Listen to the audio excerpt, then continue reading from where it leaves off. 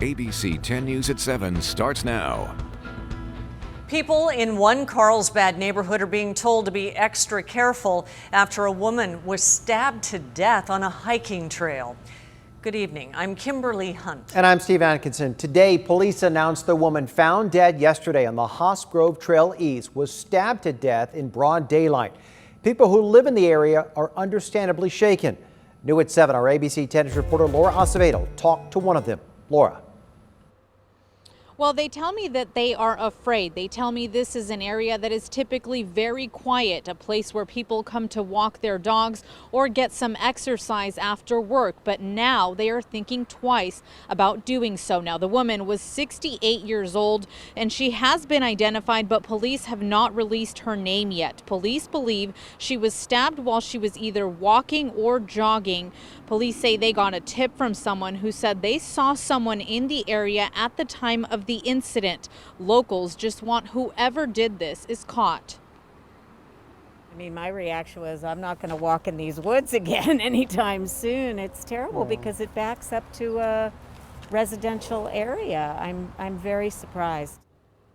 Police are looking to speak to a man last seen wearing a black shirt and black shorts and possibly a black hat. The tipster told police that the man was walking slowly, possibly with a limp. Now, it's not clear if that person is related to the incident, but police do want to talk to him. Now, police are recommending that if you are going to come out to this trail, that you do so with a buddy. You do so watching your surroundings, being alert of who and what is around you, and also they are recommending that you do not come to this area after dark. Reporting live in Carlsbad, Laura Acevedo, ABC 10 News. Laura, thank you. And you can stay on top of any new developments in this story by downloading the 10 News app. A free version is available in the App Store. And this just in, Axios is reporting that President Trump plans to pardon former National Security Advisor Michael Flynn. He pleaded guilty 3 years ago to lying to the FBI about his Russian contacts. A pardon would take the matter out of the hands of the courts and a Biden-controlled Justice Department. And it's being called the biggest fraud of taxpayer dollars in California history. District attorneys from across the state say California inmates have gotten hundreds of millions of dollars in pandemic unemployment benefits. The inmates who allegedly received fraudulent benefits include death row inmates and many serving life sentences.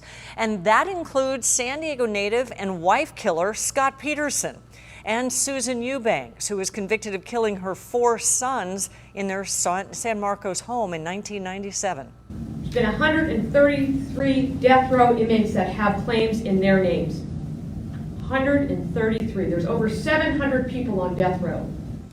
The Sacramento County DA says the inmates were able to file claims using real names, addresses, and social security numbers, along with fake names, including John Doe and Poopy Britches. Investigators say 20,000 claims have already been paid. Some of those claims were filed by the inmates' friends and family. Governor Newsom is ordering a task force be set up to help with the investigation. The county set a new one-day record for coronavirus cases today. The 1,500 new cases brings our overall total to 74,000. There were also 16 new deaths, bringing that total to 984. And our worsening situation clearly has people worried. Check out this line of cars late today of people waiting to get tested at the South Chula Vista Public Library. That line wrapped around the building for several blocks. The drive-up site provides free COVID testing Sunday through Thursday from 12:30 to 8. And the big jump in cases has also prompted the Vista Unified School District to shift all middle and high schools to virtual learning until after the winter break. Vista Elementary schools will continue with the in-person learning for now. An East County gym owner says that the state and county are wrong to demand he shut down, and he's encouraging other business owners to defy the order to close. He tells our Jeff Lasky why he believes the wrong businesses are being hit with citations. Well, here we go again. Peter San Nicolas is shocked. 3 months after he chose to keep his gym, Ramona Fitness, open against county orders, he's being forced into the same tough decision. Back in August, he became one of the first to be cited by the county. Now he expects they'll come after him again. They're forcing us out of business. They're going to force people to be able to not pay for food and pay for a home and somewhere to live.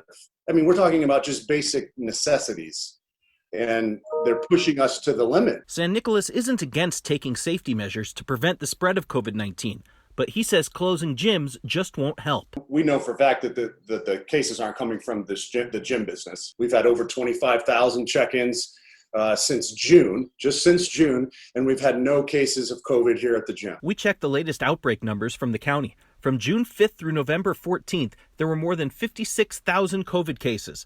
Just 178 were tied back to gyms. That's 0.4%. But many public health experts say indoor gyms should absolutely be closed. I emailed Dr. Rebecca Fielding Miller, an epidemiologist who teaches at UC San Diego. She wrote back, gyms are one of the riskiest possible businesses.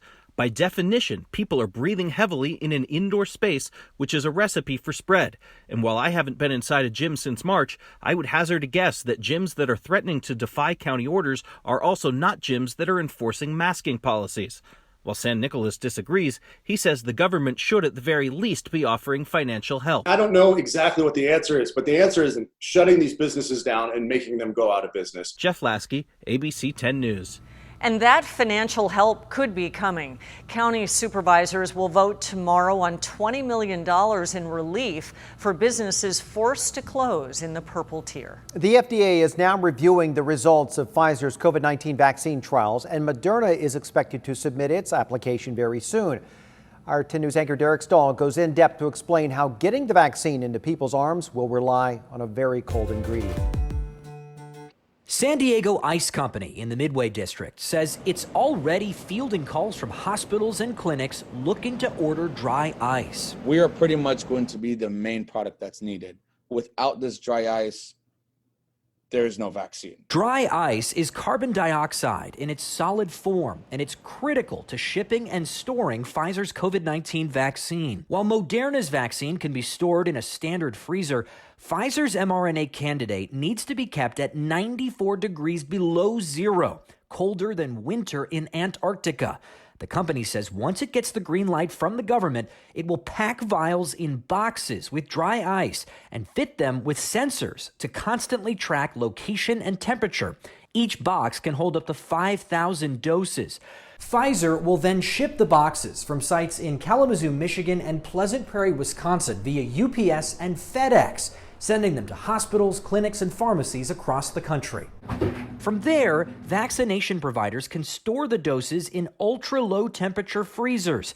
But outside of hospitals, those units are rare. This is the most challenging, particularly with Pfizer, the most challenging issue with their unique vaccine. Governor Gavin Newsom says the state plans to assist Pfizer's efforts by purchasing 16 ultra-low temperature freezers, along with 61 smaller freezers in high-need areas. Another storage option is to keep the doses in Pfizer's thermal shipper. They can last in the box for up to 15 days by refilling the dry ice. And Anthony Toma expects some of his dry ice will be part of that process. We're going to play a big part, and we're ready for that, and we're honored to do it. He's hoping dry ice will help thaw sales that have plummeted because of the pandemic. A lot of their business relies on big events and conventions that have been shut down. Restaurants have cut back. Airlines have reduced food service. There's a couple of companies that I spoke with, and they said, if it wasn't for dry ice, we wouldn't know what to do. We'd have to lay off our whole crew or a whole warehouse or a few drivers, but dry ice is keeping, most of us alive. And not just financially. Both Toma and his wife caught the virus, so they know just how important these vaccines are. Starting in December, he says San Diego Ice Company will have all the equipment needed to manufacture dry ice from liquid CO2 for the first time, and not just distribute it. He expects to produce about 1,800 pounds of dry ice an hour, enough to fill 36 of Pfizer's boxes. Derek Stahl, ABC 10 News. The FDA's Vaccine Advisory Committee has scheduled a meeting on December the 10th. The agency is then expected to announce a decision on Pfizer's candidates shortly after.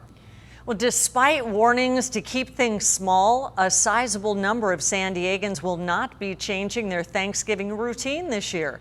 In our scientific ABC 10 News Union Tribune poll, 43% of San Diegans say their Thanksgiving will be about the usual size. 40% will be smaller, 6% say it will be larger, and 10% won't be celebrating at all. As for the day after, 20% of San Diegans say they plan to shop in stores on Black Friday. 62% will not, and 17% are not sure.